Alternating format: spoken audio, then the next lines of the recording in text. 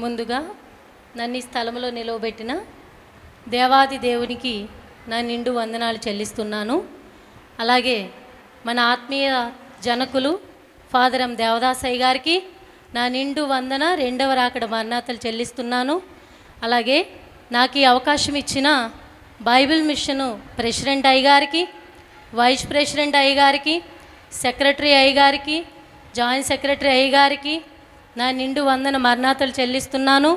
అలాగే ప్రెసిడెంట్ అమ్మగారికి, vice president అమ్మగారికి, సెక్రటరీ అమ్మగారికి, జాయింట్ సెక్రటరీ అమ్మగారికి నా నిండు వందన మరణాతలు చెల్లిస్తున్నాను. నా ఆత్మీయ తల్లులైన మరి నా సన్నిధి స్త్రీలైన వారందరికీ కూడా నా నిండు వందన మరణాతలు చెల్లిస్తున్నాను.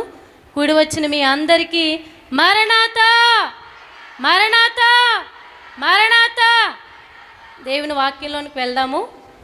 మరి నాకు ఇచ్చిన టాపిక్ సారెపతు విధవరాలు గురించి నాకు అంశం ఇవ్వబడింది. ఆ వాక్యాన్ని ధ్యానం చేసుకుందాము. మొదటి రాజుల గ్రంథము 17వ అధ్యాయము 8-9 వచనాలు చదువుకుందాము.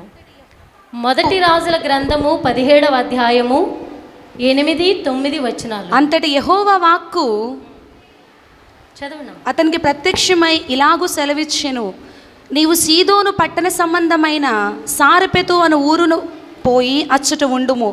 నిన్ను పోషించుటకు అచ్చట ఉన్న ఒక విధవరాలికి నేను సెలవిచ్చి తిని. చాలమ్మ, చిన్న ప్రార్థన చేసుకుందాము. మహాపరిశుద్ధుడవును ఘనుడవైన మా ప్రియ పరలోకపు తండ్రి, మీ ఘనమైన నామమునకు వందనాలు వందనాలు వందనాలు చెల్లిస్తూ ఉన్నాం. అయ్యా, స్త్రీలైన మా అందరినీ మీరు ప్రేమించి ప్రభువు మాట సెలవిచ్చుచున్నారు. దానిని ప్రకటించు స్త్రీలు గొప్ప సైన్యము వలె ఉన్నారు అని మీ వాక్య గ్రంథంలో వ్రాయించిన మాటను బట్టి నాయన అల్పులమైన మమ్మలను మీరు ప్రేమించి గనులుగా వాడుకుంటూ ఉన్న విధానమును బట్టి స్తోత్రాలు. ఈ ఉదయకాలము నుండి మా తల్లులందరినో మీరు నిలవబెట్టుకుని ఎన్నో రకాల అంశముల ద్వారా మాతో మాట్లాడారు. మీకే స్తోత్రములు చెల్లిస్తూ ఉన్నాం.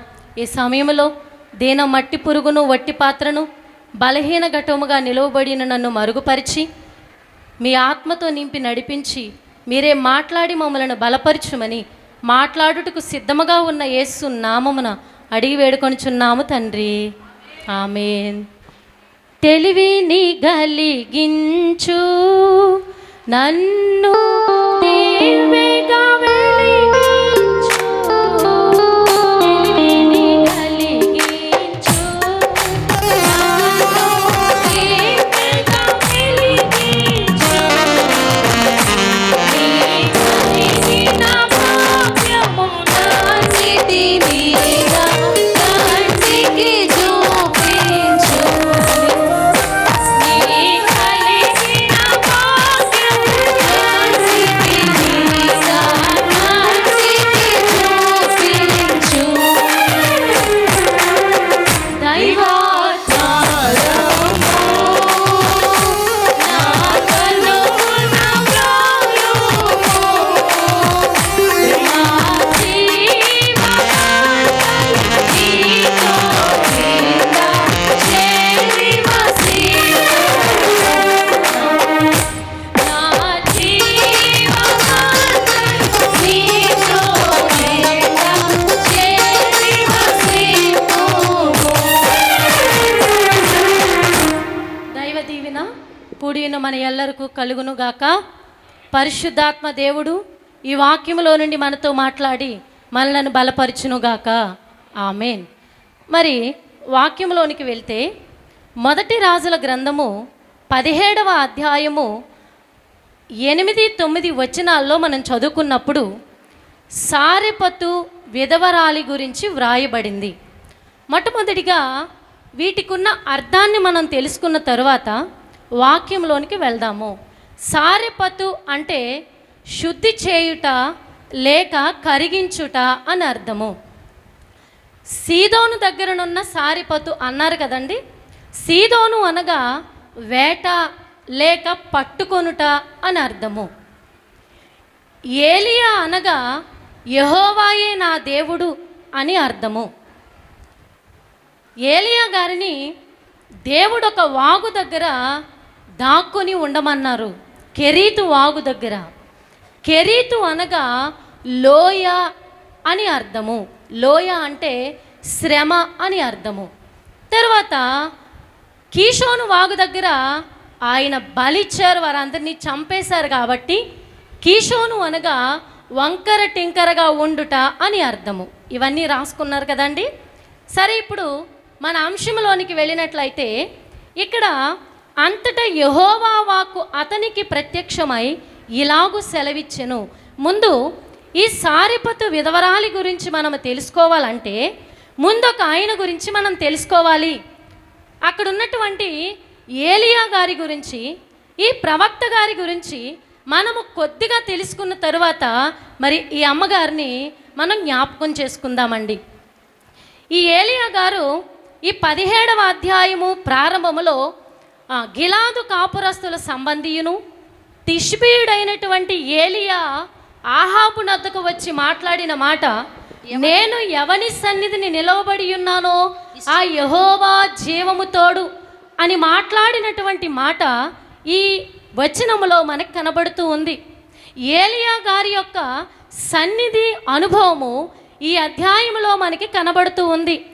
ఏలియా గారి యొక్క ప్రభావము, ఏలియా గారి యొక్క ఆత్మశక్తి, ఏలియా గారి యొక్క దైవ సహవాసము మనకి ఈ అధ్యాయంలో కనబడుతూ ఉంది. నేను ఎవని సన్నిధిలో నిలవబడి ఉన్నానో అని పలికినటువంటి మాటను మనము చూచినప్పుడు యెహోవాయే నా దేవుడు అని అర్థమిచ్చేటువంటి నామధేయము కలిగిన ఏలియా గారు యెహోవాయే దేవుడు, యెహోవాయే దేవుడు అనిపించారండి. ఎవరైతే దేవునికి వ్యతిరేకంగా ఉన్నారో, ఆ యొక్క దేవత పూజలు కలిగిన వారిగా ఉన్నారో వారి చేత, వారందరి చేత కూడా యెహోవాయే దేవుడు, యెహోవాయే దేవుడు అని అనిపించారు. కనుక ఏలియా గారు ఎంతటి శక్తిమంతులో మనకి కనబడుతూ ఉంది. ఒక్కరితోనైనా మనము యేసు ప్రభు దేవుడని అనిపించామా అండి? ఒక్కరితోనైనా, ఎప్పుడైనా, ఎవరితోనైనా యేసు ప్రభు నిజమైన దేవుడు అని మనం అనిపించగలిగితే అక్కడే మనలో ఉన్న సన్నిధి లేక దేవుని శక్తి కనబడుతూ ఉంది. ఈయన యెహోవాయే నా దేవుడు అని అర్థమిచ్చేటువంటి నామము కలిగిన ఈ ఏలియా గారు యెహోవాయే నా దేవుడు అన్నట్లుగా యెహోవాయే దేవుడు అనిపించాడు. సరే, అయితే ఈయన నేను ఎవని సన్నిధిలో నిలవబడి ఉన్నానో అంటే ఏలియా గారు నిత్యము ఉండేది ఎక్కడా? దేవుని సన్నిధిలో. అయితే ఈ ఏలియా గారు ప్రవచింపగా, ఈ ఏలియా గారు ఒక మాట చెప్పగా ఆకాశము మూతవేయబడింది అనేటువంటి మాట మనము చూస్తూ ఉన్నాం. ఆకాశము మూతవేయబడింది కనుక ప్రభు అంటున్నారు, ఏలియా కరువు వస్తుంది కనుక నీవు కెరీతు వాగు దగ్గర దాగియుండు, అక్కడ నేను నిన్ను పోషించడానికి కాకోలములకు ఆజ్ఞాపించితిని అని దేవుడు ఏలియా గారితో మాట్లాడినట్లుగా మనం చూస్తూ ఉన్నాం. దేవుడు వాడుకోవాలి అనుకున్నటువంటి మనిషి బాధ్యత ఎవరు వహిస్తారండి? దేవుని పని చేసేవారి బాధ్యత ఎవరు వహిస్తారు? దేవుని కొరకు నిలవబడిన వారి బాధ్యత దేవుడే వహిస్తారు. దేవుని కొరకు పని చేయడానికి పూనుకున్నటువంటి వారి యొక్క బాధ్యత దేవుడే తీసుకుని ఏ లోటు రాకుండా చేయగలిగిన సామర్థ్యం దేవునికి ఉంది. అందుకని కెరీతు వాగు దగ్గర నీవు దాగియుండు అని ప్రభు సెలవిచ్చిన మాటను బట్టి ఆ కెరీతు వాగు దగ్గరికి వెళ్ళి కాకోలములు తీసుకుని వచ్చినటువంటి ఆహారం తింటూ ఏ వాగునైతే దేవుడు చూపించారో ఆ వాగులోని నీరు త్రాగుతూ ఏలియా గారు అక్కడ నివసించినట్లుగా మనము చూస్తూ ఉన్నాం. నివసించారు అంటే చాలా దినములు ఆ స్థలంలో ఉన్నట్లుగా మనకు అర్థమవుతూ ఉంది. అయితే కెరీతు అనే మాటకి లోయ అనబడేటువంటి అర్థం ఉంది. అనగా లోయ అంటే శ్రమ. దావీదు మహారాజు గారు అంటారు, గాఢాంధకారపు లోయలో నేను సంచరించినను ఏ అపాయమునకు నేను భయపడను.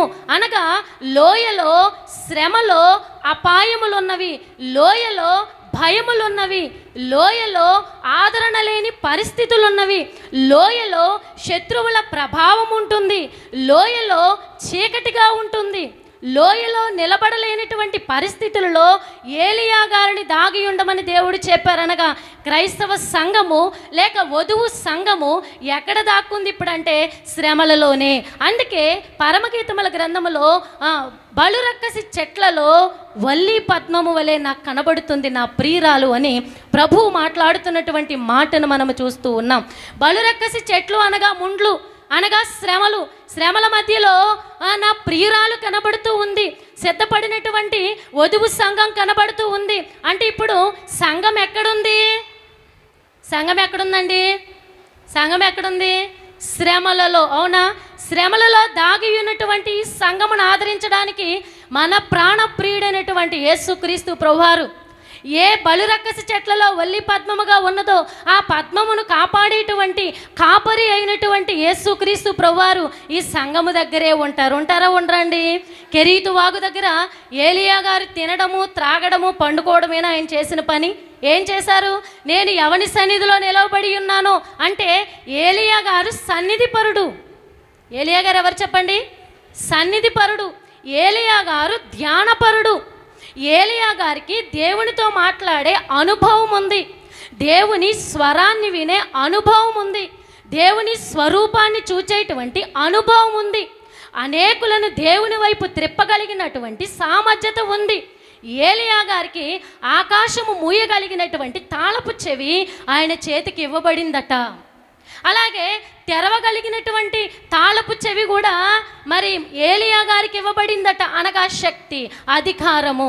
ఆకాశం మూయడానికి, తెరవడానికి ఎవరికి అధికారం ఉంటుందంటే ఎవరైతే దైవ సన్నిధిలో నిత్యము దేవుని సహవాసంలో ఉంటారో, ఎవరైతే దేవుని ముఖమును చూస్తూ దేవుని హత్తుకొని ఉంటారో వారికి అన్నిటి మీద అధికారం ఉంటుందా? ఉండదా? ఉంటుంది కదండి. యెహోషువ గారు కూడా ఏం చేశారు? సూర్యుని, చంద్రుణ్ణి ఆపేశారు. సరే, అయితే ఇక్కడ ఈ ఏలియా గారు ఈ కెరీతు వాగు దగ్గర అనగా శ్రమలో, యొర్దాను ఎదురుగా ఉన్నటువంటి కెరీతు వాగు అనగా యొర్దాన్ అనగా మరణము, కెరీతు అనగా లోయ అనగా శ్రమ. ఎదురుగా మరణం కనబడినప్పటికీ కూడా, మరణము వంటి శ్రమలు ఎదురైనప్పటికీ కూడా ఈ శ్రమలో దాగియుండు అని దేవుడు చెప్పినటువంటి మాటను జ్ఞాపకం చేసుకుని ఆయన కౌగిట్లో ఇమిడిపోయినటువంటి గొప్ప భక్తుడు లేక ప్రవక్త ఏలియా గారు. ఈ ఏలియా గారు చెప్పిన తర్వాత ఆకాశం మూతవేయబడింది, పంటలు పండడం లేదు, కరువు వచ్చేసింది, కెరీతు వాగు కూడా ఎండిపోవడం ప్రారంభించింది. ఇప్పుడు ఏలియా గారికి ఇంకొక చోట పోషణ చూపించాలి దేవుడు. అవునా కాదండి?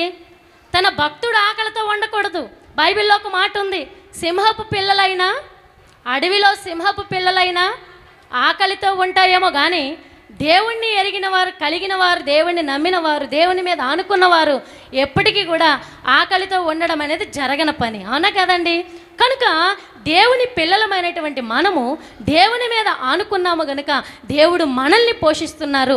ఏలియా గారు దేవుని మీద ఆనుకున్నారు గనుక దేవుడు ఆయనని పోషించవలసి ఉంది. కాబట్టి ప్రభు అంటున్నారు, ఏలియా ఇక ఇక్కడ నీ పని ముగిసింది, ఇక ఇక్కడ నీవు చేయాల్సిన ప్రార్థన ముగిసింది. ఎందుకంటే సారెపతిలోనికి వెళ్ళి అక్కడున్న విధవరాలను దర్శించి ఆమె కుటుంబంలో అద్భుతము చేయాలి, ఆమె ఆ కుటుంబాన్ని మార్చాలి, ఆమెను మార్చాలి, ఆమెను శుద్ధీకరించాలి, ఆ పట్టణాన్ని శుద్ధీకరించాలి. కాబట్టి సీదోను అనగా పట్టుకొనుట, వేట అంటే ఆ గ్రామమును పట్టుకొని శుద్ధి చేయడానికి ఏలియా గారు ఆ స్థలానికి వెళ్ళవలసి ఉన్నది. కాబట్టి దానికి సిద్ధపాటే కెరీతు వాగు. దేవునికి మహిమ కలుగునుగాక. మనము అద్భుతమైన కార్యములు చేయాలనుకున్నప్పుడు, లేకపోతే మనతో దేవుడు అద్భుతమైన కార్యములు చేయించాలనుకున్నప్పుడు కొంతకాలం ఎక్కడ పెడతారు? మోషే గారి చేత అద్భుతమైన కార్యములు చేయించాలనుకున్నప్పుడు కొంతకాలం ఎక్కడ పెట్టారు మోషే గారిని అంటే దైవ సన్నిధిలో సేనాయి పర్వతం మీద కూర్చుండబెట్టుకుని, ఆ మహిమలో కూర్చుండబెట్టుకుని, ఆ అగ్ని మధ్యలో కూర్చుండబెట్టుకుని, దేవుని ఒడిలో కూర్చుండబెట్టుకుని ఆయన చేవ్రాత మోషే గారి చేతికిచ్చినట్లుగా మనం చూస్తూ ఉన్నాం. అంటే దైవ సాన్నిధ్యంలో ఉంటే గనక అద్భుతమైన కార్యములను దేవుడు చేయిస్తారు. ఏలియా గారు అద్భుతము చేయవలసి ఉన్నది కాబట్టి, ఒక కుటుంబాన్ని పోషించవలసి ఉన్నది దేవుని మాట ద్వారా కాబట్టి, ఆ కుటుంబంలో పునరుద్ధానము జరిగించాలి కాబట్టి ఏలియా గారికి ఏం కావాలి? ఇప్పుడు ఏం కావాలమ్మా? శక్తి కావాలి. శక్తి ఎక్కడి నుంచి వస్తుంది? దైవశక్తి ఎక్కడి నుంచి వస్తుంది? దేవుని సన్నిధిలో నుండే వస్తుంది. ప్రతిరోజు నీతి సూర్యుని కళలద్దు దైవ సాన్నిధ్యంలో మనము కూర్చుంటే, మన సెల్ ఫోను ప్రతిరోజు మనం ఎలా ఛార్జింగ్ పెట్టుకుంటున్నామో మనము కూడా ఆత్మీయముగాను శారీరకం కూడా ఏమవుతాం చెప్పండి? దైవ సన్నిధిలో ఛార్జ్ అవుతూ ఉంటామట. దేవుని శక్తి మనలోకి వస్తూ ఉంటుంది. కాబట్టి మనము మన చేత దేవుడు అద్భుతమైన కార్యములను చేయించగలరు. అందుకనే దేవుని సన్నిధిలో మనము సహవాసము చేయాలి. ఏలియా గారు కెరీతు వాగు దగ్గర సిద్ధపడినటువంటినట్లుగా మనం చూస్తూ ఉన్నాం. ఆయన సిద్ధపాటును మనము చూస్తూ ఉన్నాం. అక్కడి నుండి ఏలియా గారు కాకోలములకు ఆజ్ఞాపించారు కదండి. దేవుడు చెప్పగా పని చెయ్యనటువంటి జీవులు ఏమన్నా ఉన్నాయా? దేవుడు చెప్పగా కోడి పని చేసింది, దేవుడు చెప్పగా తిమింగళం పని చేసింది, చేపలు చాలా రకాలుగా దేవుడు చెప్పిన మాట విని పని జరిగించినట్లుగా చూస్తూ ఉన్నాం. గార్ధబము దేవుని మాట విని పని చేసింది. అలాగే ఇక్కడ కాకోలములు, అసలు కాకులు ఎక్కడైనా ఆహారం తెస్తాయా? ఉన్న ఆహారాన్ని తన్నుకుపోతాయి తప్ప ఉన్న ఆహారాన్ని మనకు కాకుండా చేస్తాయి, పాడు చేస్తాయి. బయట ఏది పెట్టుకుంటే పాడు చేసే దురలవాటు వాటికి ఉంది. కానీ వాటిని కూడా దేవుడు వినియోగించుకున్నారండి. ఎంత గొప్ప దేవుడు! పనికి రానటువంటి మనల్ని మనమేమైనా పనికొస్తామంటారా? మనకేమైనా విపరీతమైన జ్ఞానం ఉందా? విపరీతమైన బలం ఉందా? పోనీ కావలసినంత సొమ్ము ఉందా? దేవుని దగ్గర కూర్చుని గంటలు గంటలు ధ్యానం చేసి మోకాళ్ళుని అంత శరీర బలం ఉందంటారా? ఏమీ లేదు. ఏ విధంగా చూచుకున్నా మనం బలహీనులము, అయోగ్యులము. అయినప్పటికీ కూడా దేవుడు మనల్ని కూడా వాడుకుంటున్నారు. దేవాది దేవునికి మహిమ కలుగునుగాక. ఈ కాకోలాలకి దేవుడు చెప్పగానే ఈ కాకులట ప్రతిరోజు కూడా ఆహారం తీసుకొచ్చి ఇవ్వాల్సి వచ్చింది. ఎక్కడి నుంచి తీసుకొచ్చాయి? ఆ దినాల్లో ఆ పట్టణం అంతా కరువు వచ్చింది. ఆ దినాల్లో మరి నీళ్లు కూడా లేవు, ఆహారం లేదు. లేనటువంటి పరిస్థితుల్లో ఈ కాకులు ఎలా తీసుకొచ్చాయి? రాజుగారి ఇంట్లో ఎప్పుడు కూడా దేనికి కూడా లోటు ఉండదు కదండి. దేవుడు ఏలియాను పోషించమని చెప్పినటువంటి దేవుడు కాకులకు ఒక సలహా ఇచ్చారట. మీరు ఎక్కడి నుంచి తీసుకొస్తారంటే ఆహారం రాజభోజనము, రాజగృహములో నుండి తీసుకుని రండి అని ఈ కాకోలములకు ఆజ్ఞాపించగా ఈ కాకులట రాజుగారి ఆ ప్రాకారం పైన, ఆ గోడ పైన, ప్రాకారం పైన ఎదురు చూస్తూ ఉండేవట.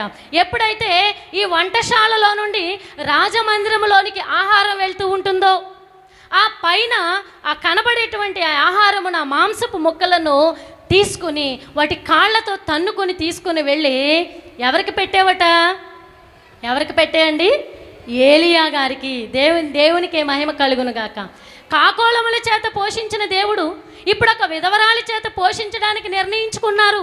ఆయన నిర్ణయమే జరుగుతుంది. ఎక్కడ జరిగినా, ఏ విధంగా జరిగినా దేవుని ఆలోచన మాత్రమే జరుగుతుంది. దేవుని దృష్టిలో ఉన్నదే ఈ సృష్టిలో జరుగుతుందండి. దేవుని ఆలోచనలో లేకుండా ఏది జరగదండి. అందుకని సారెపతులో ఉన్న విధవరాలి ద్వారా దేవుడు ఆయనను పోషించాలని ఆలోచించారు. అందుకని ఈ సారెపతు విధవరాలు ముందుగా దేవుణ్ణి ఆకర్షించినట్లుగా మనం చూస్తున్నాం. ఇది అన్యపట్టణమైన ఈ సారెపతు అనగా బయలు దేవత పూజకు ప్రసిద్ధి చెందినట్లుగా మనం చూస్తూ ఉన్నాం. యెజబెలు యొక్క స్వస్థలమట. యెజబెలు ఉండేటువంటి ఊరు, పట్టణం, తన స్వస్థానం, తన సొంత ఊరు. అంటే ఆ పట్టణం ఎంత భయంకరమైనదో మనం చూస్తూ ఉన్నాం. ఆ భయంకరమైనటువంటి పట్టణంలోనికి ఎవరు వెళ్ళాల్సి వచ్చింది? ఇప్పుడు ఎవరినైతే దేవుడు ఏర్పాటు చేసుకున్నారో, ఎవరినైతే దేవుడు తన సన్నిధి బలమునిచ్చి నిలబెట్టుకున్నారో, ఎవరినైతే దేవుడు వెళ్ళమని చెప్పారు ఆ ఏలియా గారు ఇప్పుడు అక్కడికి వెళ్ళాల్సి వచ్చింది. అంటున్నారు దేవుడు, నువ్వు సారెపతు పట్టణానికి వెళ్ళు, సీదోను సంబంధమైన సారెపతు పట్టణానికి వెళ్ళు. అక్కడ ఒక విధవరాలు ఉంది, ఆ విధవరాలికి నేను సెలవిచ్చాను. దేవునికి మహిమ కలుగును గాక. ఈమె అన్యురాలు కదండి, దేవుడు ఎలా సెలవిచ్చుంటారు? ఈమె అన్యురాలు కదా, దేవుడు ఎలా మాట్లాడుంటారు? ఈమె అన్యురాలు కదా, దేవుని దృష్టిని ఎలాగ ఆకర్షించిందంటారు? బైబిల్ గ్రంథంలో చాలామంది అన్యులైనప్పటికీ దేవుని దృష్టిని ఆకర్షించిన వారు అనేక మంది ఉన్నారు. నయమాను అన్యుడే, కానీ దేవుని దృష్టిని ఆకర్షించాడు. అందుకనే లోకాస్వార్తలో ప్రభు అంటారు, ఆ ఇశ్రాయేలు దేశంలో ఎంతమంది కుష్ఠరోగులు ఉన్నప్పటికీ కూడా ఆ దేశంలో షోమ్రోనులో ఉన్నటువంటి ఆ ఎలీషా ప్రవక్త దగ్గరికి నయమాను ఒక్కడే పంపబడ్డాడు అని లూకాసు వార్త 4వ అధ్యాయంలో దేవుడు ప్రస్తావించడం, మన యేసు ప్రభు వారు ప్రస్తావించడం చూస్తూ ఉన్నాం. అలాగుననే ఈ విధవరాలి గారి గురించి కూడా అక్కడే ప్రస్తావించారు. ఇశ్రాయేలు దేశంలో ఎంతమంది విధవరాలు ఉన్నప్పటికీ సారెపతులో ఉన్న విధవరాలి యొద్దకే ఏలియా పంపబడ్డాడు. అంటే చాలామంది అన్యులైనప్పటికీ కూడా దేవుని మనస్సును ఆకర్షించేవారిగా మనకు కనబడుతూ ఉన్నారు. ఈ సీదోను పట్టణ సంబంధమైన సారెపతు అనే పట్టణంలో ఈ విధవరాలు, ఈ అన్యురాలు, ఈ విగ్రహారాధికురాలు దేవుని ఆకర్షించారంటే దేవుని పైన మనస్సు నిలుపుకుంది. ఈవిడ దేవుని స్వరాన్ని వినేటంత స్థితిని సంపాదించుకుంది. ఈవిడ దేవుడు మాట్లాడుటకు తగినంత ఆసక్తిని చూపించింది. ఈవిడ హృదయం ఎంత శుద్ధమైందో కదండి. ఆయన అంటున్నారు, నేను సారెపతులో ఒక విధవరాలికి సెలవిచ్చితిని. దేవునికే మహిమ కలుగునుగాక. ఏలియా గారు వెళ్ళకముందే, ఏలియా గారు పట్టణంలో అడుగు పెట్టకముందే ఏలియా గారితో ప్రభు చెప్తున్నారు, ఏలియా అక్కడికి వెళ్ళు, నేను ముందే నీ కోసం ఏర్పాటు చేశాను. మనం ఈ లోకంలోనికి రాకముందే మనకి దేవుడు ఏం ఏర్పాటు చేశారు? రక్షణను సిద్ధము చేశారు, దేవుని సన్నిధిని సిద్ధము చేశారు. మనం ఈ లోకంలోనికి రాకముందే, దేవుళ్ళలోనికి రాకముందే దేవుడు అన్నీ మనకు సిద్ధం చేశారు. బైబిల్ మిషన్లోనికి రావడానికి మనల్ని సిద్ధం చేశారు. రేపు పరలోకంలో మనకు అన్నీ సిద్ధం చేసి ఉంచారు. పరలోకాన్ని మన కొరకు సిద్ధం చేసి ఉంచారు. దేవునికి మహిమ కలుగును గాక. అందుకని ఈ ఏలియా గారి కొరకు సారెపతు విధవరాలని సిద్ధం చేసినట్లుగా, అంటే ఏర్పాటు చేసుకున్నట్లుగా, ఈమె దేవుని ఏర్పాటులో ఉన్నట్లుగా మనం చూస్తూ ఉన్నాం. దేవుని ఏర్పాటులో ఉండడం అంటే ఎంత కష్టం అండి, ఎంత కష్టం. దేవుని ఏర్పాటులో ఉండడం అంటే అది సామాన్యమైనటువంటి విషయమేమీ కాదు. దేవుని ఏర్పాటులో ఉన్నవారిని దేవుడు ఏమాత్రము విడిచిపెట్టరు. ఆయన ఆలోచనలో ఉన్నవారిని ఎన్నడూ విడిచిపెట్టే దేవుడు కాదండి. అందుకని ఈ సారెపతు విధవరాలతో దేవుడు మాట్లాడినట్లుగా మనం చూస్తూ ఉన్నాం. ముందుగానే నేను చెప్పానన్నారు. ఏలియా గారు వెళ్ళారు. వెళ్ళేసరికి ఎవరి గురించి అయితే దేవుడు చెప్పారో ఆ విధవరాలు ఎదురుపడిందట ఆ పట్టణపు గవిని దగ్గర. ఎదురుపడినప్పుడు ఏలియా గారు అంటున్నారు, ఆమె ఏం చేస్తున్నారు? కట్టెలేరుతున్నారు. ఆమె పని ఆమె చేసుకుంటున్నారు. ఒక ప్రవక్త వస్తాడట, ఆ ప్రవక్తకి నేను ఆహారం పెట్టాలట. అందుకని ఏం కావాలి? ఆహారం సిద్ధం చేసుకోవడానికి ఏం కావాలి? కట్టెలు కావాలి. ఈ కట్టెలు ఏరుకుందామని ఆమె తన పని తాను చేసుకుంటూ ఉండగా ఈ ప్రవక్త ఆ స్థలానికి వెళ్ళి, అమ్మ నాకు కొంచెం నీళ్ళు ఇస్తావా అని అడగగానే ఆమె ప్రవక్తను గుర్తుపట్టింది. దేవునికే మహిమ కలుగునుగాక. మీరెవరండి నన్ను మంచినీళ్ళు అడుగుతున్నారు? కొన్ని దినాలుగా వర్షం పడక మంచినీళ్ళు లేవు, కొన్ని దినాలుగా వర్షం పడక ఆహారం లేదు, ఏమీ లేదు, మా ఇంట్లో మంచినీళ్ళు లేవు అనాలి కదా. ఆమె వెంటనే ఆయన అడగగానే ఆమె నీళ్లు తేవడానికి మారు మాట్లాడకుండా వెళ్ళిపోయారట. అంటే దేవుడు ఆమెతో మాట్లాడినట్లా మాట్లాడారు కదండి. మాట్లాడి సిద్ధం చేసి ఉంచారు. అందుకని ఏలియా గారు ఆవిడ వెళ్ళిపోతున్నావుని మరలా పిలిచి అన్నారట, అమ్మా నాకొక అప్పము తీసుకునిరా అంటే అప్పుడు ఆవిడ అంటున్నారంట, చూడండి ఆవిడేమంటున్నారు 12వ వచనంలో, అందుకు ఆమె నీ దేవుడైన యెహోవా జీవము తోడు తొట్టిలో పట్టెడు పిండియు బుడ్డిలో కొంచెము నూనెయు నా యొద్ద ఉన్నవే కానీ అప్పం ఒకటైనను లేదు. మేము చావకు ముందు నేను ఇంటికి పోయి వాటిని నాకును నా బిడ్డకును సిద్ధము చేసుకుని కొన్ని పుల్లలు ఏరుటకే వచ్చితినెను. చాలండి. అక్కడ ఆవిడ అంటున్నారు, కొంచెం పిండి కొంచెం నూనె ఉందయ్యా, ఈసారికి నేను తినేసి నేను నా కొడుకు తిని చనిపోదాం అనుకున్న టైంలో దేవుడు మాట్లాడాడు. దేవునికే మహిమ కలుగునుగాక. బోలో యేసు మహారాజుకి. చనిపోదాం అనుకున్న టైంలో మొత్తం అన్నీ అయిపోయాయి, అంతా ఖాళీ అయిపోయింది, నా హస్తము రిక్త హస్తంలో ఉంది. ఆ టైంలో దేవుడు మాట్లాడాడు. నిన్ను పంపిస్తాడని అక్కడ జరిగిన సంభాషణ అదే. నిన్ను పంపిస్తాడని దేవుడు చెప్పారు. నీవు నా ఇంట్లోకి వస్తే నేను కూడా పోషించబడతానని దేవుడు చెప్పాడు. కాబట్టి నేనేం తీసుకొస్తాను? నీ కొరకు మొదట ఒక అప్పాన్ని తీసుకొస్తాను, నాకు మొదటి అప్పాన్ని తీసుకురా అని ఏలియా గారు చెప్పగానే ఆమె వెనుకాడక, చాలే ఊరుకోవయ్యా, ఎంత చెప్పినా నీకు అర్థం కావడం లేదా? ఎంత చెప్పినా ఇంట్లో ఏమీ లేదని చెప్తున్నా సరే వినవా నీవు అని ఆయనను ఎదిరించలేదు, కానీ వెంటనే వెళ్ళి ఆయనకొక అప్పమును చేసి తీసుకొచ్చారట. దేవునికే స్తోత్రం, దేవునికే మహిమ కలుగును గాక. మనకు కలిగిన దానిలో ప్రథమ ఫలం ఎవరికి ఇవ్వాలి? దేవునికి. మనకున్న దానిలో మన సంతానంలో ప్రథమ సంతానం ఎవరిది? దేవునిది. మనకు కలిగిన అన్నిటిలో కూడా ప్రథమ ఫలం ఎవరిదంటే దేవునిది. మనకి ఎంత ఉంటే అంతే. 5 రొట్టెలు 2 చిన్న చేపలు అన్ని వేల మందికి సరిపోతాయి అనుకున్నాడంటే చిన్న బాబు? అనుకోడు కదా. ఆ బాబు మీ దగ్గర ఏమైనా ఉందా అని అనగానే ఆలోచించకుండా తీసుకొచ్చి ప్రభు చేతిలో పెట్టేశాడంటండి. అదే బైబిల్ మిషన్ అనుభవము. దేవునికే మహిమ కలుగును గాక. దేవుడు ఏది చెప్తే అది చేయడమే సన్నిధి పరుల అనుభవము, బైబిల్ మిషన్ అనుభవము, ధ్యాన పరుల అనుభవము, దేవుని సహవాసము చేసేవారి అనుభవము. కనుక ఈమె ఆయన చెప్పగానే చేసిందండి. ఆయన మీతో చెప్పినది చేయుడి అని బైబిల్ మిషన్ మూలవాక్యం, అవును కదండి? దేవుడు చెప్పినటువంటి మాట. అందుకనే ఆయన చెప్పిన వెంటనే వెనుదీయకుండా ప్రవక్త మాటను గౌరవించి ఈమె ఒక అప్పాన్ని తీసుకుని వచ్చింది. అవిశ్వాసం చూపలేదు, అపనమ్మకాన్ని చూపించలేదు, అధైర్యపడలేదు, ఇంకేమీ మాట్లాడలేదు, ఎదిరించలేదు, కించపరచలేదు, సిగ్గుపడలేదు. ఎందుకంటే ఈమె చాలా లేమిలో ఉంది, ఈమె చాలా దీనస్థితిలో ఉందండి. అసలే విధవరాలు, అందులోనూ ఇంట్లో ఏమీ లేని స్థితి. ఎలా ఉంటుంది చెప్పండి ఆ పరిస్థితి? దేవుని పిల్లలైన వారిలో అనగా ఇశ్రాయేలు దేశంలో ఎంతమంది ఉన్నప్పటికీ కూడా ఈ అన్య దేశంలో ఈమెను ఏర్పాటు చేసుకున్నాడు దేవుడు కదండి. ఒక్కొక్కసారి దేవుని పిల్లలకు బుద్ధి చెప్పడానికి అన్యుల్ని ఏర్పాటు చేసుకుంటూ ఉంటాడు దేవుడు. సీదోను పట్టణంలో, తూరు సీదోనుల ప్రాంతంలో కనాను స్త్రీ కుమార్తెను కూడా దేవుడు బ్రతికించినట్లుగా మనం చూస్తూ ఉన్నాం. ఆమె కూడా అన్యురాలే. దేవునికే మహిమ కలుగును గాక. ఆమె కూడా అన్యురాలే. ఆమె విశ్వాసాన్ని దేవుడు మెచ్చుకున్నారు. శతాధిపతి యొక్క విశ్వాసాన్ని దేవుడు మెచ్చుకున్నారు. ఇశ్రాయేలులోనైనను ఇంత విశ్వాసము నేను చూడలేదు, నా పిల్లల్లో కూడా ఇంత విశ్వాసం లేదు. ఇతని విశ్వాసం ఎంత గొప్పదో. అతను అన్యుడే, నయమాన అన్యుడే. ఈ సారెపతి విధవరాలు కూడా అన్యురాలే, ఆ కనాను స్త్రీ కూడా అన్యురాలే. కనుక ఈమె విశ్వాసమును మనం చూచినప్పుడు ఏలియా గారిని చేర్చుకున్నటువంటి స్త్రీగా మనకు కనబడుతూ ఉన్నారు.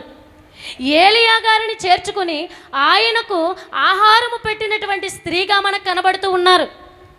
బైబిల్ గ్రంథంలో చాలామంది విధవరాండ్రు ఉన్నారండి. వారి యొక్క జీవితాలు మనం చూసినప్పుడు ఒక్కొక్కరిని చూస్తే రూతు అనే ఒక విధవను వధువుగా మార్చినటువంటి దేవుడు, రూతుని దేవుడు వధువుగా మార్చివేసినట్లుగా మనం చూస్తున్నాం. ఈమె కూడా విధవరాలే. అలాగే ఇలా చెప్పుకుంటూ వెళ్తే, ఎందుకంటే ఒక్కొక్క అంశం ఒక్కొక్కరికి ఇచ్చేశారు కాబట్టి నేను వాళ్ళ పేర్లు ఎత్తకూడదు, కానీ విధవరాండ్రు అనే మాట గురించి చెప్పాల్సి వచ్చింది. ఇంకా చాలామంది ఉన్నారు, కొంతమంది ఉన్నారు, వీరందరినీ కూడా దేవుడు ఏర్పాటు చేసుకున్నారు. వారిని వధువులుగా మార్చివేసినటువంటి దేవుడు. అసలు విధవరాలు అంటే భర్త లేనిది అని అర్థం, అవునా కదండి? విధవరాలంటే ఎవరు? భర్త లేని స్త్రీని ఏమంటారు? విధవరాలు అంటారు. అంటే క్రీస్తు లేనటువంటి సంఘము, క్రీస్తు లేనటువంటి జీవితమును విధవరాలతో పోల్చబడింది. క్రీస్తు సాంగత్యం లేనటువంటి పరిస్థితులు విధవరాలతో పోల్చబడింది కదండి. క్రీస్తు లేకపోతే లోకములోని వారమే, అన్యులైన వారమే. కనుక క్రీస్తు లేనటువంటి జీవితం మనకొద్దు. మనము విధవరాండ్ర వలె కాకుండా నిన్ను సృష్టించిన వాడు నీకు భర్త అయి ఉన్నాడు. మనకొక భర్త ఉన్నాడు, మనకొక యజమాని ఉన్నాడు. కనుక ఆయనకే లోబడి, ఆయననే ప్రేమించి, ఆయననే సేవించే వారమైతే, ఆయన సన్నిధిలో నివసించే వారమైతే, వీరి వలె మనలను కూడా దేవుడు గొప్ప గొప్ప కార్యాలు చేసేవారిగా ఏర్పాటు చేసుకుంటారు. అందుకని ఈ విధవరాలని దేవుడు ఏర్పాటు చేసుకున్నారు. ఈమె ఏలియా గారిని చేర్చుకోవడమే కాదండి, వారి ఇంట్లో పైగది ఒకటి సిద్ధం చేసిందట. పైగది ఒకటి సిద్ధం చేసిందట ఏలియా గారికి. పైగది అంటే సన్నిధికి సాదృశ్యంగా ఉంది. ఎక్కడైనా బైబిల్లో ఉన్నతమైన స్థలాలను మనం చూసినప్పుడు అవి సన్నిధికి సాదృశ్యాలుగా మనకు కనబడుతూ ఉన్నాయి. ఇందాక మనం చెప్పుకున్నాం సేనాయి పర్వతము అని. అలాగే మరి పర్వతాలు అన్న, మిద్దె అన్న, అలాగే పైగది పై అన్న ఏదైనా సరే దేనికి సాదృశ్యంగా ఉందంటే సన్నిధికి, దేవునితో సహవాసానికి సాదృశ్యంగా మనకు కనబడుతూ ఉంది. అంటే ఈమె గృహములో ఏముందంటే సన్నిధి ఉంది.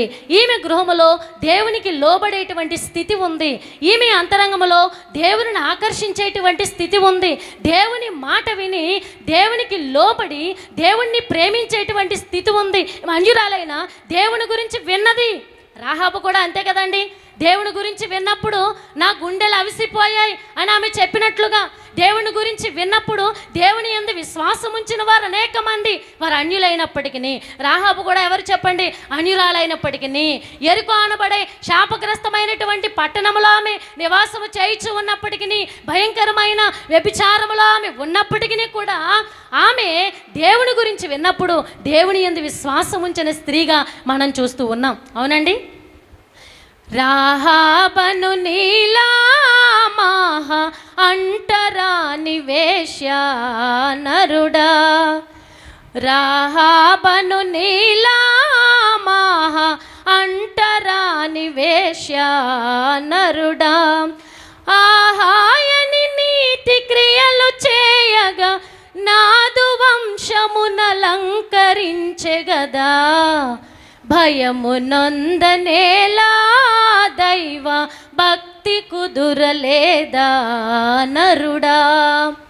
ఈమె అన్యురాలైనప్పటికీ కూడా దేవుని గురించి విన్నప్పుడు గుండెలు అవిసిపోయేటట్లుగా భయపడి దేవుని యందు విశ్వాసం ఉంచింది కనుక ఆమె కుటుంబం అంతా రక్షించబడింది. ఆమె గృహంలో కూడా మిద్దె ఉందండి. దేవునికే మహిమ కలుగును గాక. అదే సన్నిధి అనుభవం. మిద్దె మీద వేగుల వారిని దాచింది, మిద్దెలో ఉన్నటువంటి వేగుల వారితో సంభాషించింది. ఈ అంశం మనం ఉదయకాలంలో విన్నాము. కానీ సన్నిధి గురించి చెప్పాల్సి వచ్చి నేను కొద్దిగా టచ్ చేశాను అంతే. రాహాబు అన్యురాలైన దేవుని యందు విశ్వాసం ఉంచింది, అలాగే మిద్దె కలిగినది. అలాగే ఈమె కూడా అన్యురాలైన దేవుని యందు విశ్వాసం ఉంచింది, పైగది కలిగినటువంటి అంతస్తు ఈమెలో ఉంది. దేవునికే మహిమ కలుగునుగాక. మన గృహాల్లో పైగదులు ఉన్నాయండి? సన్నిధి గదులు ఉన్నాయా? మన గృహంలో దేవునికి లోబడేటువంటి స్థితి ఉందా? మనలో దేవుని ప్రేమించే స్థితి ఉందా? దేవునికి ప్రత్యేకమైన స్థానం ఉందా? ఏలియా గారు వస్తారు అని ఎరిగినటువంటి స్త్రీ ఒక గదిని సిద్ధము చేసి, ఈయన దైవజనుడు, ఈయన ప్రవక్త, ఈయన అగ్ని వంటి ప్రవక్త అని గ్రహించి, దేవుడు చెప్పినప్పుడే అన్నీ చెప్పేసి ఉంటారు కదండి. ఆయన గొప్పవాడు, ఆయన ప్రవక్త అని దేవుడు చెప్పే ఉంటారు. కాబట్టి ఈమె అన్నీ సిద్ధము చేసి ఏలియా గారిని చేర్చుకుని ఆ గదిలో ఆయన నుంచినట్లుగా మనం చూస్తూ ఉన్నాం. ఎందుకంటే ఈమె కుమారుడు చనిపోయినప్పుడు ఈ ఏలియా గారు ఎక్కడికి తీసుకెళ్లారంట ఆ బాబుని? తానున్న పై గది అని ఉంది కదండి. అప్పుడు ఆవిడ అంటున్నారు, దైవజనుడా అని సంబోధిస్తున్నారు. ఈ సంబోధించినటువంటి మాట ముందు ఎందుకు అనలేదు? ముందు మంచినీళ్ళు అడిగినప్పుడు అలాగే దైవజనుడా అని ఎందుకు అనలేదు? దైవజనుడా అని అప్పుడెందుకు సంబోధించలేదు అంటే, ఈమె గృహంలోనికి వచ్చిన తర్వాత ఎక్కడైనా ప్రవక్త కానీ, యాజకుడు కానీ, లేక దేవుని సేవకుడు కానీ ఎక్కడైనా ఉంటే తినేసి పడుకుంటారా అండి? ఏం చేస్తారు వారు? దేవుని పని చేస్తారు, బోధించే పని మీదే ఉంటారు, ప్రార్థించే పని మీదే ఉంటారు, ఒకరికి దేవుని మాటలు చెప్పే పని మీదే ఉంటారు, ఒకరి గురించి కన్నీరు కార్చే పనిలోనే ఉంటారు. అదే పనిలో ఏలియా గారు ఈమె గృహములోనికి వెళ్ళినప్పటి నుండి ఆ పట్టణంలో చేయాల్సిన పనిని గురించి, ఆమె గృహములో జరగాల్సిన కార్యక్రమాన్ని గురించి ఏలియా గారు చేసినటువంటి సన్నిధిని చూసినటువంటి స్త్రీ, ఏలియా గారి యొక్క ప్రార్థనా జీవితమును చూసినటువంటి స్త్రీ, ఆయన యొక్క శక్తివంతమైన కార్యములను చూసినటువంటి స్త్రీ కనుక ఈమె ఏమంటున్నారంటే దైవజనుడా అంటే ఆయన దైవజనుడని అప్పటికి తెలిసిందా? ఆవిడికి దైవజనుడని అప్పటికి అర్థమైందా? దేవుని రూపమంతా ఏలియా గారిలో కనబడుతుంది కాబట్టి, దేవుని రూపాన్ని ఆయనలో చూచింది కాబట్టి, శక్తివంతమైన ఈయన ప్రార్థన చేస్తే నా కొడుకు బ్రతుకుతాడు అన్నట్లుగా విశ్వాసం ఉంది. కానీ ఆమె అంటున్నారు, నా పాపమును జ్ఞాపకం చేయడానికి వచ్చావా? ఏంటా పాపము? ఏంటా పాపం అంటే, నేను అనుకుంటున్నాను సారెపత్ అనగా విగ్రహ సంబంధమైన పట్టణం కాబట్టి ఈమె విగ్రహారాధికురాలు అయి ఉండొచ్చు కదా ముందు. అది పాపమే గనుక. అందుకని చూడండి, ద్వితీయోపదేశ కాండము 11వ అధ్యాయము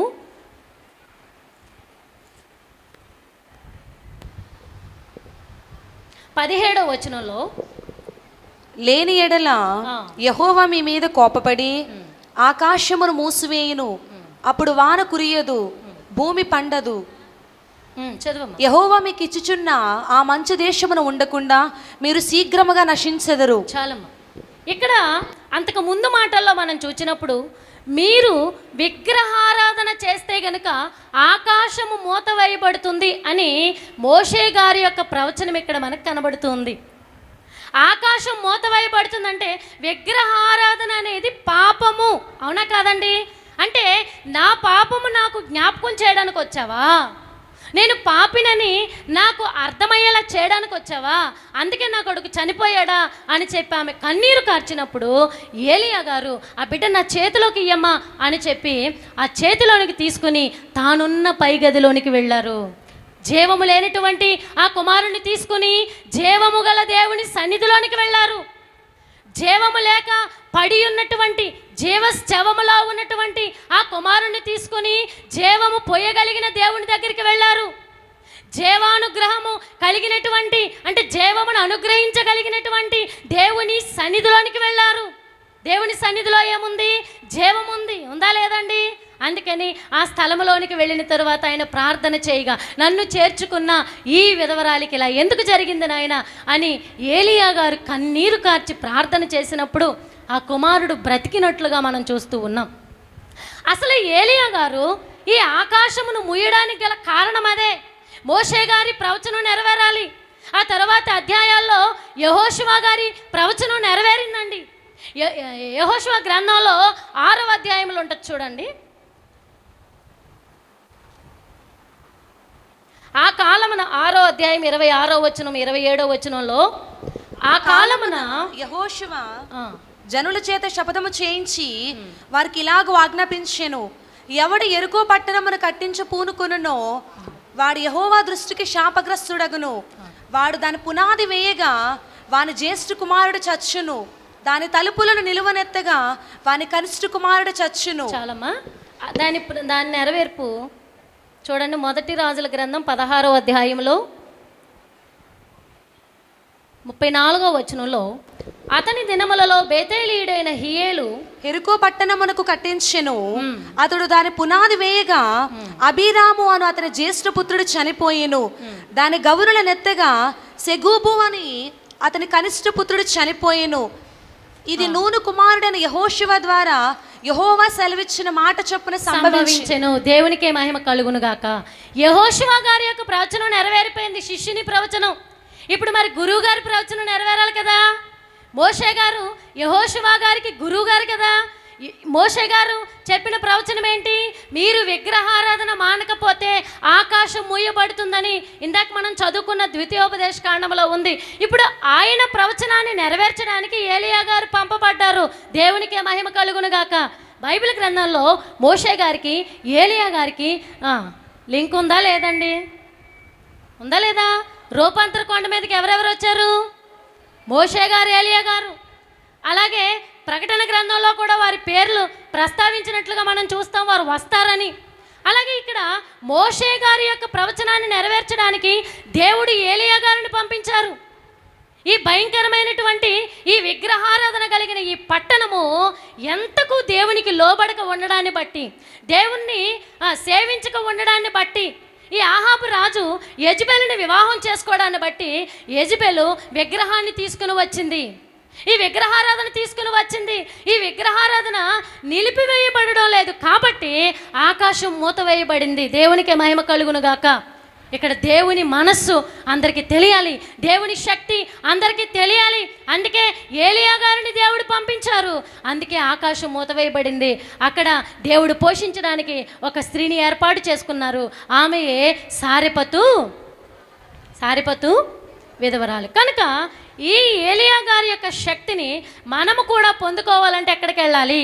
నేను చివరి మాటల్లోకి వచ్చానిక ముగింపులోనికి ఏలియా గారి శక్తి మనం పొందుకోవాలంటే ఎక్కడికి వెళ్ళాలి? దైవజనుడు చెప్పారు, ప్రతి దినము దైవ సన్నిధిలో, అయ్యగారు చెప్పిన మాటలో, ప్రతి శుక్రవారము తెల్లవారుజామున ఎవరైతే ధ్యానంలో ఉంటారో, సన్నిధిలో ఉంటారో వారికి ఏలియా గారికి ఇవ్వబడినటువంటి తాళపు చెవి ఇవ్వబడుతుందన్నారట.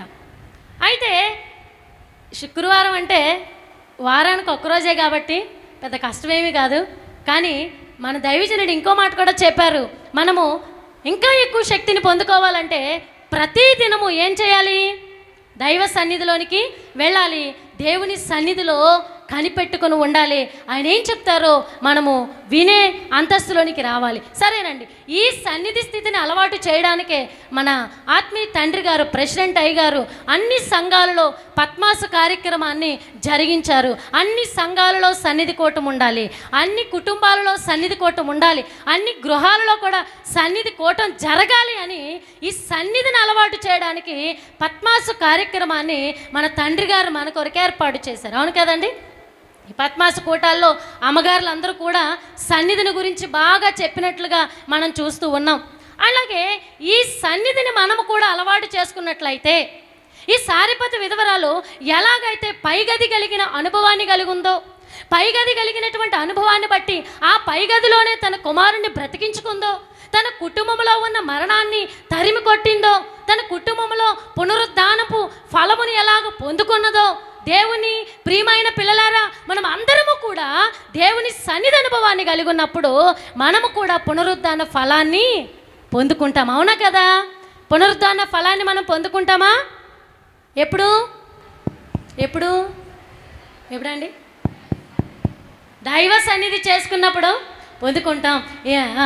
మనము పరలోకంలోనికి ఆయన వచ్చినప్పుడు మధ్యాకాశంలోనికి ఎగిరి వెళ్ళగలుగుతాము. సరే, అయితే ఇక్కడ ఈ సారెపతు విధవరాల యొక్క స్థితిని గురించి మనం నేర్చుకున్నాం. ఒకటి, ఆవిడ దైవజనుని చేర్చుకున్నారు, దేవుని స్వరాన్ని వినే అలవాటు ఉంది, దేవుని మాటకు లోబడేటువంటి స్థితి ఉంది, దైవజనుని పోషించేటువంటి మనస్సు ఉంది. అవునా కాదండి? నాకు మొదటి అప్పాన్ని తీసుకునిరా అని చెప్పినప్పుడు తేగలిగినటువంటి త్యాగ బుద్ధి ఈమెకుంది. కొడుకు చనిపోతాడు, ఈమె చనిపోద్ది అనుకున్నప్పుడు, కొంచెమే ఆహారం ఉన్నప్పుడు పక్క వాళ్ళకి ఎవరికైనా పెడతామా అండి? ఇంటి నిండా ఉంటేనే పెట్టాం మనం, ఇంకేమీ లేకపోతే ఎక్కడ పెడతాం? ఇంటి నిండా ఉన్నా ఎవరికి పెట్టే దానగుణం అందరికీ ఉండదండి. ఎంతున్నా మనమే తినాలి, ఎంతున్నా మనవారే తినాలి, ఎంతున్నా మన పిల్లలే తినాలి. ఆ ఫ్రిడ్జ్లోనో ఎందులోనో దాచి దాచి దాచి మనమే తింటాం తప్ప ఎవరికి కూడా పెట్టే అలవాటు అందరికీ ఉండదండి. అందరూ కాదండి, మీరు మంచోళ్ళు, మీకు ఉంటుంది. కొంతమంది గురించి చెప్తున్నాను కదండి. కానీ ఈమె లేని పరిస్థితిలో, తన లేమిలో దేవునికి 2 కాసులు కానుకగా ఇచ్చిందట ఇంకొక పేద విధవరాలు. అవునండి? తన లేమిలో 2 కాసులు, లేమిలో కలిమిని సంపాదించుకుంది, పరలోకములో కలిమిని సంపాదించుకుంది, దేవుని అంతరంగములో స్థానాన్ని సంపాదించుకుంది, దేవుని ఆకర్షించింది. అక్కడ అంతమంది ఉన్నా ఎవరు ఆకర్షించలేదు, కానీ ఈమెయే దేవుని మనస్సును ఆకర్షించింది, భేద విధవరాలు. అలాగే ఈమె కూడా ఆ పట్టణంలో ఎంతమంది, ఇశ్రాయేల్లో ఎంతమంది ఉన్నా ఈ సారెపతు పట్టణంలో ఉన్నటువంటి ఈ విధవరాలే దేవుని మనస్సును ఆకర్షించుకుంది. దేవునికే మహిమ కలుగునుగాక. అందుకని ఈ కెరీతు వాగు దగ్గర ఉన్నటువంటి సిద్ధపాటు, ఈమె గృహంలో పైగదిలో ఉన్నటువంటి సిద్ధపాటు, ఈయన పొందుకున్నటువంటి శక్తిని బట్టి ఆమె గృహంలో ఆ మరణాన్ని తరిమి కొట్టి పునరుద్ధానాన్ని సంపాదించుకున్నారు. ఆ మరణాన్ని తరిమి కొట్టి ఆ బిడ్డను బ్రతికించగలిగినటువంటి శక్తి ఎవరికి వచ్చింది? ఇప్పుడు ఏలియా గారికి వచ్చింది. అందుకనే ఈ సారెపతు విధవరాలు త్యాగ బుద్ధి కలిగినటువంటి స్త్రీగా మనకు కనబడుతుంది. మనలో ఎవరికైనా త్యాగం ఉందండి? దేవునికి పెట్టగలిగిన త్యాగం ఉందా? దేవునికి ఇవ్వగలిగినంత త్యాగబుద్ధి ఉందా? లేని వారికి పెట్టగలిగినంత త్యాగబుద్ధి ఉందా? ఎవరినైనా పోషించగలిగినంత త్యాగబుద్ధి ఉందా? మనకు ఉన్న దానిలోని ఇతరులకు పెట్టగలిగినటువంటి స్థితి ఉందా అండి? కాబట్టి మనం ఆ స్థితిని సంపాదించుకోవాలి. ఈ సారెపతు విధవరాలి వలె తన పని తాను చేసుకుంటున్నప్పటికీ కూడా దేవుని మాట వింది, దైవజనుని మాట వింది. అలాగే మనము కూడా దేవుని మాట వినే అంతస్తులో ఉండాలి. దైవజనుని యొక్క లేక సేవకుని యొక్క మాటను వినే అంతస్తులో, దేవుని పిల్లలైన వారు చెప్పినటువంటి మాటను వినే అంతస్తులో ఉన్నవారి వలె మనం ఉండాలి. ఈ అనుభవం అంతా ఎక్కడొస్తుందంటే దైవ సాన్నిధ్యంలో. దేవునికే మహిమ కలుగునుగాక. దైవ సాన్నిధ్యంలో ఉండే దైవజనుడు అన్నారండి ఒక మాట, కన్నుగల నెమలి అందం, సన్నిధి కలిగిన సంగమ అందం అన్నారంట. ఏంటి చెప్పండి? కన్నుగల నెమలి అందము, సన్నిధి కలిగిన సంగమ అందము. సంఘానికి అందం ఎప్పుడు వస్తుంది? మోషే గారి ముఖం ఎప్పుడు మహిమతో ప్రకాశించింది? ఎప్పుడు తేజరిల్లినట్లుగా ఉంది ఆయన ముఖము? దైవ సాన్నిధ్యంలో నుండి కిందకి తిరుగుతూ ఉన్నప్పుడే కదండి, దేవుని సన్నిధిలో నుండి వస్తూ ఉన్నప్పుడే కదండి. అందుకే మోషే గారి ముఖం ప్రకాశించినట్లుగా, అందముగా మారినట్లుగా, మహిమతో ప్రకాశించినట్లుగా మనము కూడా దైవ సాన్నిధ్యంలో ఉంటే మన అంతరంగంలో ఉన్నటువంటి సన్నిధి అనుభవం మన ముఖంలో కనబడుతుందంట. మోకాళ్ళు నలిపెక్కితే మన ముఖం తెలిపెక్కుతుంది అనేవారు భక్తులు.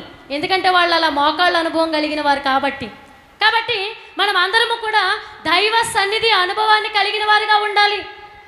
దైవ సన్నిధి ద్వారా, దేవునితో సహవాసము ద్వారా అనేకులను ఆత్మీయముగాను శారీరకంగాను పోషించేవారిగా, అందరినీ అనేకులను ఆదరించేవారిగా ఉండాలి, అనేకులను పరామర్శించేవారిగా ఉండాలి. వాక్కు వినవచ్చిన వారలకు వాక్యహారము తినిపించే ఆకలితో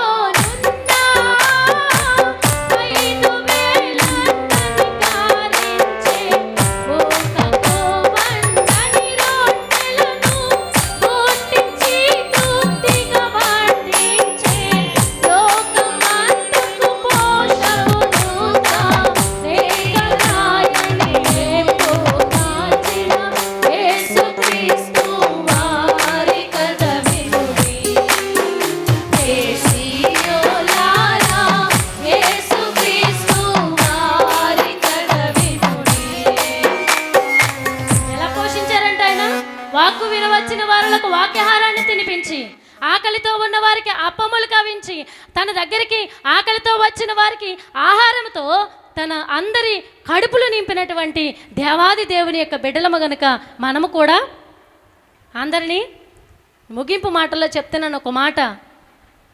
ఏలియా గారటండి, ఏలియా గారికంట ఈ విధవరాలు ఏలియా గారి యొక్క కడుపు నింపిందంటండి. విధవరాలు ఏం చేసిందండి? ఏలియా గారి యొక్క ఆకలిని చూచి ఏలియా గారి యొక్క కడుపు నింపిందట. ఏలియా గారటండి ఈమె కడుపు కోత తీర్చాడట. దేవునికే మహిమ కలుగునుగాక. ఏలియా గారి కడుపు ఈవిడ చూస్తే ఆవిడ యొక్క కడుపు కోత ఆయన తీర్చారట. ఒకరి కొరకు ఒకరిని ఏర్పాటు చేసినట్లుగా ఇద్దరూ పరిశుద్ధులే, ఇద్దరూ సన్నిధి పరులే, ఇద్దరూ ధ్యాన పరులే. అందుకనే మన కొరకు మన దైవజనుని దేవుడు ఏర్పాటు చేశారు. మన కొరకు దైవజనుని యొక్క ప్రార్థనను దేవుడు ఏర్పాటు చేశారు. దైవజనుని కడుపు నింపడం అంటే మనము దైవ సాన్నిధ్యములో ఎదగడమే, దేవుని సన్నిధానములో ఉండడమే, పెరగడమే, దేవుని సన్నిధి అనుభవాన్ని సంపాదించుకోవడమే. అప్పుడే దైవజనునికి కడుపు నింపినట్లుగా. అవునా కదండి? ఆయనను సంతోష పెట్టేవారంటే ఎవరు? ఆయనను ఆనందపరిచేవారంటే ఎవరు? దైవ సాన్నిధ్యము కలిగిన వారు. కన్ను కలిగిన నెమలి వలె, అందము కలిగినటువంటి సంగములాగా, పెండ్లి కుమార్తె వలె ఈ సారెపతు విధవరాలు ఎలాగైతే కనబడుతుందో మనందరము కూడా ఈ కడవరి దినాల్లో ఏం కలిగి ఉండాలంటే సన్నిధి అనుభవాన్ని కలిగి ఉండాలి. ఈ అధ్యాయంలో మనం అదే చూస్తున్నాము. ఆయన దాగి ఉన్న స్థలము సన్నిధి, అలాగే ఈమె ఇంట్లో ఉన్నటువంటి స్థలము కూడా పైగదనగా సన్నిధి. ఎక్కడ చూసినా ఆయన ఉండేది సన్నిధిలోనే. అందుకే ఆయన అంటున్నారు, నేను ఎవని సన్నిధిలో నిలవబడి ఉన్నానో ఆ యెహోవా జీవము తోడు. దేవుని సన్నిధిలో నిలబడేటువంటి అలవాటు, దేవుని సన్నిధిలో జీవించేటువంటి అలవాటు కలిగినటువంటి ఏలియా గారిని చేర్చుకుంది కనుక ఈరోజు మన అందరము కూడా దైవ సాన్నిధ్యంలో దేవుని చేర్చుకుని, దేవుడు లేనటువంటి విధవరాండ్ర వలె కాకుండా దేవుని కలిగినటువంటి వధువుల వలె, విధవను వధువుగా దేవుడు చేశారు కాబట్టి మనందరము కూడా విధవలుగా కాకుండా ఎలా ఉండాలి? వధువులుగా సిద్ధపడి మేఘమెక్కేటువంటి ధన్యత పరిశుద్ధాత్ముడు మనకు అనుగ్రహించును గాక. ఆమేన్. పరిశుద్ధుడా వందనాలు. విత్తబడిన వాక్యమును మా అందరిలో ముద్రించి భద్రపరిచి ఫలింపు దానము చేయమని మా మంచి బోధకుడైన సన్నిధిపరుడైన యేసు నామమున అడిగి వేడుకొనుచున్నాము తండ్రి. ఆమేన్, ఆమేన్, ఆమేన్. నాకు ఈ అవకాశం ఇచ్చిన అమ్మగారికి, 2 అమ్మగారులకి, 4 అమ్మగారులకి, 4 అయ్యగారులకి, విన్న మీ అందరికీ మరణాత, మరణాత, మరణాత.